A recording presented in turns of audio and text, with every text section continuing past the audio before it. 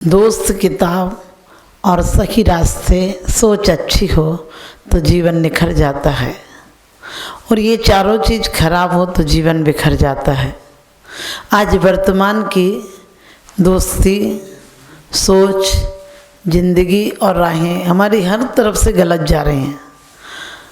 हम बोलते हैं कि हमें अंग्रेज़ों ने परास्त किया, हमें अंग्रेज़ों ने परास्त नहीं किया। कई लोग तारीफ़ करते हैं, कई लोग उनकी बुराइयां करते हैं कि हमें विदेशी की नीतियों ने खोखला कर दिया, हमें गरीब बना दिया।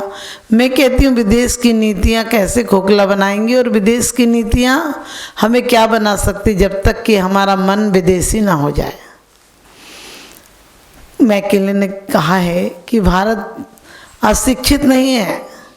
जब वो आया तो उसने कहा कि भारत में जो गुरुकुल पद्धति है, जो वहाँ शिक्षा की पद्धति है, उसको बदल देना चाहिए, क्योंकि यहाँ जो शिक्षा सिखाई जाती है उसमें हिंदुस्तान की गरिमा, गुरुओं की गरिमा, अपने देशभक्ति सिखाई जाती है, और उसको बदलने के लिए यहाँ कॉन्वेंट खोलना पड़ेंगे।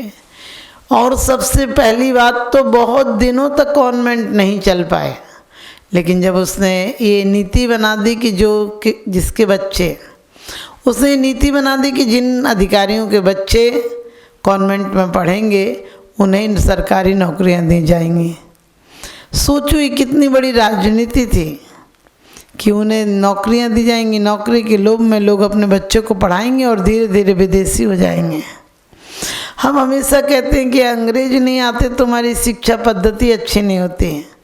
अंग्रेज़ों के आने के पहले 1835 में हमारे भारत में 1580 विश्वविद्यालय थे। और ऐसी बात नहीं कि हमें विदेशी शिक्षा ने, विदेशी सभ्यता ने हमें स्वास्थ्य लाभ दिया है। माना कि वो सिर्फ चीरा फाड़ी जानती है। बड़े बड़े वैज्ञानिक और अमेरिका के शोधकर्ताओं ने कहा कि हमारे यहाँ सिर्फ काट छाट की पद्धति, हम काट कर निकाल देते हैं। यदि रक्त भी खराब है तो हम रक्त को शुद्ध करना नहीं जानते हैं। लेकिन भारत के लोग ऐसे हैं कि कोई चूरन दे देते हैं, कोई दवा दे देते हैं, उससे भी रक्त शुद्ध हो जाता है। हमारी शिक्षा पद्धति, हमारी वैसी पद्धति बहुत ज़्यादा विकसित थी। ये बात अलग है कि हम उनको बहुत महान मानते हैं, हम दुश्मनों को बहुमान देते हैं, हम विरोधियों को अपनाते हैं। आज हम कहते हैं हमारा देश स्वतंत्र है, लेकिन मैं कहती हूँ स्वतंत्र नहीं है, स्वच्छंद हो गया। आज हमारे परिवार, आज हमारी धर्म, आज हमारी मान्यताएं, आज हमारी संस्कृति सारी चरमरा गई है। हमारी संस्कृति की अपनी अपनी पहचान थी। कौन कैसे कपड़े पहना है तो किस देश का है, किस अदब से रहता है, किस मर्यादा में रहता है। लेकिन आज अंग्रेजी के युग में अंग्रेज़ तो चले गए, लेकिन अपनी अंग्रेजी यहीं छोड़ गए, अपनी भाषा छोड़ गए, और उसने हमारी सभ्यता को, हमारी संस्कृति को खोखला कर दिया। आज देखिए, पहले मर्यादा थी, सास ससुर थे, माँ बाप थे, बहन थी तो साली थी, उधर ननद थी, उधर भाभी थी, सब रिश्ते अपने बहुत अच्छे से चलते थे, सबकी एक मान मर्यादाएं थी। लेकिन आज हमारे रिश्ते बिल्कुल खोखले हो गए। पता नहीं चलता इधर वाले की माँ है कि उधर वाले की माँ है, पति की माँ है या पत्नी की माँ है, साली है या ननद है, बुआ है या मामी, ये सब आंटी हो गए, अंकल हो गए। ध्यान रखना, सबकी खिचड़ी बना दी, पता ही नहीं चलता दाल क्या है, चावल क्या है। हमने अपनी संस्कृति की स्वयं खिचड़ी बना दी। आज हम बोलचाल से विदेशी हो गए, आज हम खान पान से विदेशी हो गए, आज हम रहन सहन से विदेशी हो गए, और हमारी पोशाकें तो बिल्कुल विदेशी हो गई। वो बात ठीक है कि उनके यहाँ ज़्यादा कपड़े नहीं होते पहनने को, ज़्यादा सर्दी पड़ती है, और कहना चाहिए वो लोग अकेले परिवारों में रहते हैं। हमारे संयुक्त परिवार थे। 1580 विश्वविद्यालय थे, जिसमें एक एक विद्यालय में 2-2, 3-3 हजार विद्यार्थी रहते थे। मैकेले ने एक पुस्तक में लिखा है कि भारत में इतने बड़े बड़े विद्यालय हैं जहाँ हजारों लोग 15-15 एकड़ में, 50-50 एकड़ में विश्वविद्यालय फैले हुए हैं, और वहाँ पर आवासीय व्यवस्था भी है। आज देखना हमारे गुरुकुलों में जो पढ़े होते थे, विश्वविद्यालय, पुराने विश्वविद्यालयों में हर तरह की शिक्षा दी जाती थी बच्चों को, युवक को। सैनिक से, शस्त्र से, सवारी से सारी शिक्षाएं दी जाती थी। बच्चा अपने जीवन में कहीं भी मात नहीं खाता था। आज उसको किताबी कीड़ा बना दे रहे हैं, बस वो डिप्रेशन में आ जाएगा, सिर्फ नोटों को देखेगा, कागज को देखा, कागज के नोटों को देखेगा, लेकिन जीवन की व्यवहारिकता भूल जाएगा। कई लोग कहते हैं कि अब नारियों को स्वतंत्रता मिली है। हमने कही हमारे यहाँ नारी को शुरू से स्वतंत्रता मिली है। हमारे आदिनाथ भगवान ने, ऋषभ देव ने राज्य अवस्था में अपनी बेटियों को शिक्षा दी है। सोचिए, इससे बड़ा सम्मान और क्या होगा कि नारियों को शिक्षा दी, अपने बेटों को शिक्षा नहीं दी। बेटों को विद्या नहीं दी, अपनी नारियों को दी, अपनी बेटियों को दी। और बेटी ने भी कितना बड़ा बहुमान निभाया कि विवाह नहीं किया। और इतना ही नहीं, मैना सुंदरी कितनी साहसी थी कि अपने पति को सतपथ की शिक्षा दी कि मैं सास के पास रुकूंगी, आप व्यापार के लिए जाते तो मैं आपके साथ नहीं जाऊंगी। हमारे यहाँ मनोवती ने पति का कितना साथ दिया, 7 दिन तक भूखी रही, उसे खिलाया और ये बात छुपाई ताकि पति को दुख ना हो। ये संवेदनशीलता इतनी, कहते समर्पण भाव से भारत की नारी में हो सकता है। भारत की नारी के अंदर वो आत्मा होती कि पवित्र बना देती है। लोग कहते हैं नारी पैर की जूती है। हमने कही पैर की जूती समझोगे तो जूते जूते पड़ेंगे तुमको। नारी को सहधर्मिणी सोचो। हिंदू पुराणों ने भी कई जगह विवरण किया है कि यदि नारी नहीं हो तो पुरुष को अधिकार नहीं हवन आदि में बैठने का। आपने रामायण में देखा होगा, हिंदू पुराण के अनुसार कि सीता की प्रतिमा बनाकर उन्हें कोई हवन करना पड़ा राम को। आश्रम में थी सीता, नहीं थी, इसलिए सीता की प्रतिमा बनाना पड़े।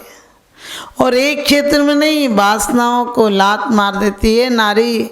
हमारे भारत की नारी राजुल, जो ब्याही नहीं थी, फेरे नहीं पड़े थे, लेकिन मन में किसी को पति को स्वीकार कर लिया तो सारा जीवन उसके चरणों में अर्पण कर दिया। उस मार्ग पर चल चुकी जिस पर पति गए थे।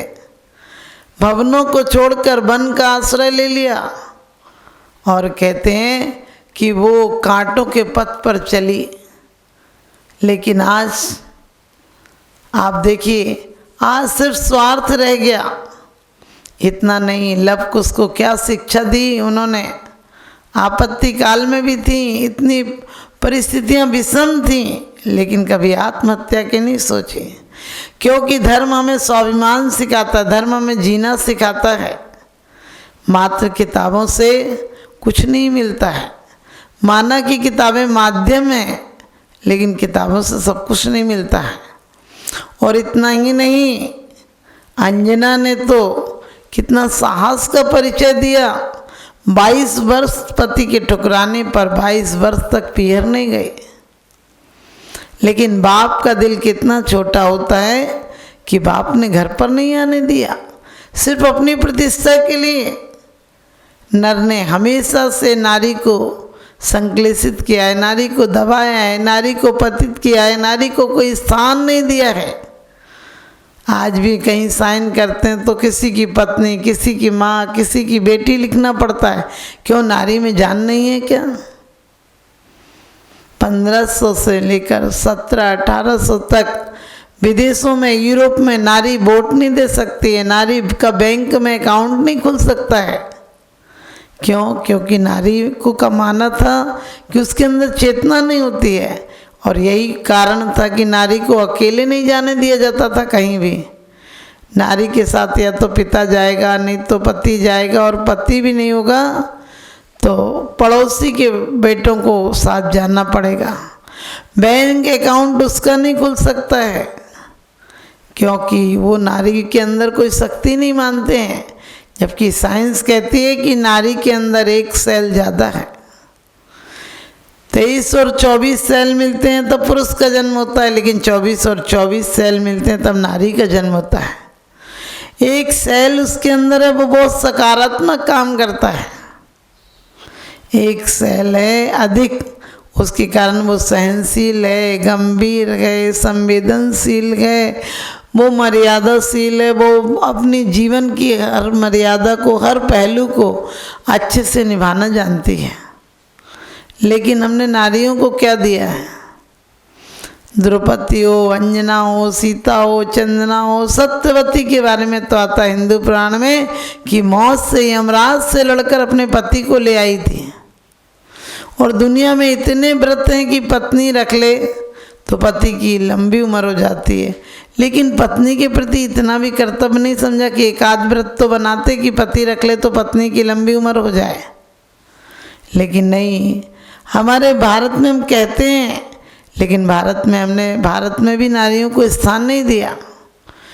जबकि 1700 तक नारियों के बड़े बड़े विद्यालय होते थे, नारियां जहाँ शिक्षा पाती थी वहाँ आरिका के पास शिक्षा पाती थी और एक सुदृढ़ सुंदर परिवार चला सकती थी। आज परिवार तो है लेकिन प्यार गायब हो गया है। परिवार नाम के लिए रह गया। जहाँ प्रेम नहीं हो तो कहते शमशान है वो तो। जागर प्रेम न संचरे ता घर जान मसान। कहते जिसके घर में प्रेम नहीं हो मुर्दे हैं, क्योंकि मुर्दे में भी अकड़ होती है, मुर्दा झुकना ही नहीं जानता और आज जिंदा आदमी झुकना नहीं जान रहा है। और परिवारों में चरम सीमा पर कलेश पहुंच गया है। हमारे यहाँ चरम सीमा पर प्रेम और समर्पण था।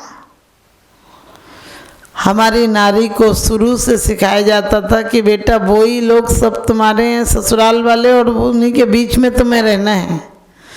हम तो मात्र कर्म के माता पिता हैं, वो तुम्हारे सच्चे जीवन के साथी हैं। उसके कारण परिवार टूटते नहीं थे। आज शिक्षा तो बढ़ी है लेकिन संस्कार विलुप्त हो गए। संस्कार बिल्कुल नहीं दिए जा रहे हैं। संस्कार के नाम पर बच्चों को सिर्फ किताबी कीड़ा बनाया जा रहा है और ये कीड़े तड़प तड़प के मर जाएंगे, अपने परिवार तोड़ देंगे। क्योंकि जहाँ तर्क होती, जहाँ दूसरों को दिखाने की भावना होती है, आज लोग बेटियों की डिग्रियां बताते हैं। मैं कहती हूँ बेटियों को शिक्षा दें, लेकिन बेटियों की शिक्षा अलग हो, उनके विषय अलग हों। उन्हें भूगोल, गणित और विज्ञान पढ़ाओगे तो क्या होगा? वो देश पर जानकारियां ले भी लेंगे तो क्या होगा? उन्हें प्रेम, वात्सल्य, करुणा, दया ये सब सिखाओ ताकि हमारा जीवन लोचदार बने, ताकि हमारा जीवन एक मधुर मिठासमय बने। लेकिन आज हमने ये सब कुछ नहीं सिखाया है। हम सिर्फ विदेशों के गुण गाते रहते हैं। हम कहते हैं हम जगत गुरु हैं, जबकि हमें चम्मच से लेकर हवाई जहाज तक बनाना है तो विदेशों का सहारा लेना पड़ रहा है। और ये दुनिया पागल हो गई क्या? इतने युद्ध की तैयारियां किसी स्वार्थ में। आज जरा जरा से देश के अधिकारों के लिए हमने इतने बड़े बड़े अस्त्र शस्त्र बनाए हैं जिससे लाखों लोग विनाश को प्राप्त हो जाएंगे, लाखों बच्चे तड़प तड़प कर मर जाएंगे, लाखों माँ बाप मर जाएंगे। ये हमारी दुनिया विक्षिप्त नहीं तो और क्या, इसको सुंदर दुनिया कहना चाहिए। आज हर देश अपने अस्त्र शस्त्र बनाने में लग रहा है। हर देश को दुश्मन से खतरा है। दुश्मन कौन है? अंदर के दुश्मनों को देखो, जिन्होंने हमारे तीर्थंकर ने, बैरागियों ने जिन्हें भगाया, उन्हें सोचो, उनके बारे में जीवन में ख्याल लाओ कि उन जैसा जीवन पाना है। ये जीवन नहीं पाना जैसा आज हम जी रहे हैं। वो बहुत दुखद जीवन है। दूसरों को दिखावे के लिए जी रहे हैं, दूसरे क्या कहेंगे इसके लिए जी रहे हैं। एक औरत गरीब थी, उसने कंगन बनवाया और कंगन बनाने के बाद लोग कैसे तारीफ करें इसलिए उसने घर में एक बुलावा रखा। ज़्यादा पैसे वाली नहीं थी। उसने कंगन दिखाने के लिए बार बार डलिया में से बदे पतासा निकाले, बार बार डलिया में से पतासा निकाले। एक एक औरत को ज़बरदस्ती कहे ले लो ले लो ले लो। उसका लक्ष्य यही था कि कोई कह दे कि कंगन कब बनवाया। गरीब औरत थी, चांदी का कंगन बनवाया, लेकिन किसी ने नहीं कहा। शाम को सब लोग चले गए। उससे बहुत गुस्सा आया। उसने लकड़ियाँ उठाई और इधर उधर फेंक दी। घास का झोपड़ा था, जलने लगा तो उसने हाथ उठा कर फिर भी कहा पानी लाओ, बचाओ, घर जल गया, मेरा सामान जल गया। लोग जल्दी जल्दी से आए और सब पानी उन्हें डालने लगे जो भी जिसके पास लेकर आए थे। और आग बुझने ही वाली थी कि एक औरत ने पूछा, जीजी ये कंगन कब बनवाया? बोली आग लगी, पहले पूछ लेती तो आग काहे को लगती है। आज हमारी हालत भी ऐसी है, मकान का मुहूर्त करते हैं। अरे रहने के लिए मकान बनाओ कोई बात नहीं, लेकिन मकान का मुहूर्त करते हैं तो क्या करते हैं, पूरी पंचायत को बुलाते हैं और पंचायत से भी उम्मीद यही रखते हैं कि कोई कह जाए कि वाह क्या मकान बनाया। हम भी दूसरों के जाएं तो यही कहें क्या मकान बनाया, दूसरे हमारे यहाँ कहें इतनी सी बात के लिए इतनी टेंशन, इतनी सी बात के लिए इतना डिप्रेशन, पूरे टाइम तनाव में रहना कहाँ की शांति प्रियता की निशानी है, विक्षिप्तता की निशानी है। लोग अपने लिए नाम के लिए क्या क्या कर रहे हैं, कोई अच्छा काम नहीं हो तो अखबार में ही नाम आना चाहिए। अखबार में आपने नाम देखा होगा, उपवास कर लो, व्रत कर लो, संयम से रह लो, शांति से रह लो, एक नाम नहीं आएगा। किसी का मर्डर कर दो दूसरे दिन अखबार में नाम आ जाएगा। एक अमेरिका के व्यक्ति ने किसी को गोली मार दी, भारतीय को। लोगों ने पूछा, अदालत में पूछा तुमने गोली क्यों मारी? बोले बहुत दिनों से अच्छा काम कर रहा था, नाम नहीं हुआ। आप सोचा नाम तो करना है, चाहे गलत ही काम से करना है। आप समझना ऐसे नाम हमको चाहिए, हमें नाम तीर्थंकरों से जैसे चाहिए, क्योंकि देश को दुश्मनों से नहीं गद्दारों से खतरा है, खजानों को चोरों से नहीं पहरेदारों से खतरा है, और धर्म को भी आस्तिकों से नहीं झूठे नास्तिकों से खतरा है। धर्म को भी झूठे लोगों ने धर्म को इतना प्रोपंडा बना दिया है कि डर लगता है, लोग घबराते हैं, दूर भाग रहे हैं। धर्म हमारी नैतिकता, धर्म हमारे जीवन को चलाने का, जीवन में सम्मान दिलाने का एक बहुत बड़ा साधन है, शांति दिलाता है। हम विज्ञान और धर्म में से दो में से एक का चुनाव करना हो तो अध्यात्म में जीवन शैली सिखाता है, अध्यात्म में जीवन में सुखी और संपन्नता लाता है। बाहर से भले संपन्नता नहीं हो, अंदर की संपन्नता बहुत बड़ी बात होती है, क्योंकि जरूरी नहीं है कि अमीर आदमी सुखी हो। आपने देखा होगा अमीर आदमी फिर भी टेंशन में सोता है, गोली खाकर भी नींद नहीं आती है, और गरीब आदमी फुटपाथों पर बेखबर सो जाता है। क्योंकि जीने के लिए हमें निश्चिंतता चाहिए, और जीने के लिए अल्लड़ बचपन जैसा जीवन चाहिए, सरलता चाहिए। हमारे यहाँ संतों को पूजा जाता है, बूढ़ों को नहीं पूजा जाता है, बच्चों को भी नहीं पूजा जाता है। बच्चों को प्यार किया जाता है लेकिन पूजा नहीं जाता है। पूजने योग्य जब भी बनते जब उनके अंदर चारित्र आ जाता है, जब उनके जीवन एक आदर्श बन जाता है, जब उनका जीवन विशिष्ट त्याग की तरफ गमन कर जाता है, ऊर्ध्वगामी बन जाता है, तब उनका जीवन भी पूजनीय हो जाता है। क्योंकि बालक के अंदर भले विकार नहीं है, बालक के अंदर वासना नहीं है, लेकिन संभावना तो है, बड़ा होकर उसके अंदर स्वाभाविक जागेगी और उसका साथ देगा।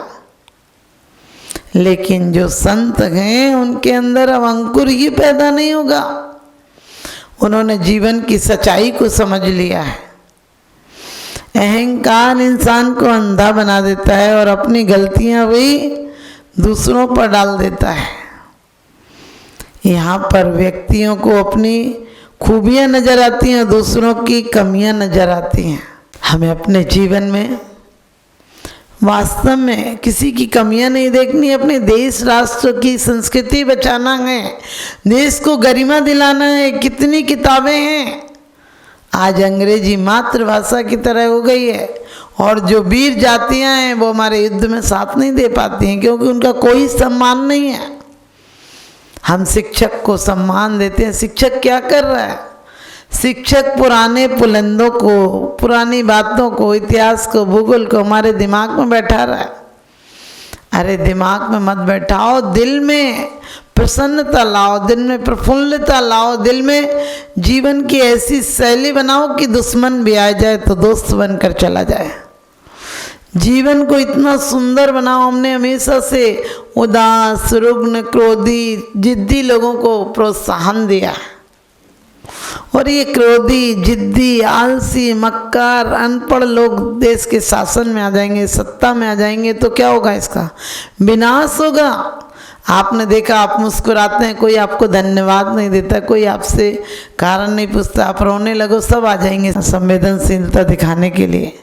अरे हमें क्यों चाहिए संवेदनशीलता? हम अपना साहस बढ़ाएंगे, हम किसी कायर की तरह नहीं, हम वीर पुरुषों की तरह जी कर दिखाएंगे। तो हमें चाहिए कि हम विदेश लोग जिन्होंने हमारी सत्ता को, नारी जीवन को सदियों तक शोषित किया है, सदियों तक पददलित किया है, आज हम उनकी संस्कृति को अपना रहे हैं। हमें अपनी संस्कृति और सभ्यता का सम्मान बढ़ाना है, हमें देश के ऋषियों पर, सतियों पर चलना है।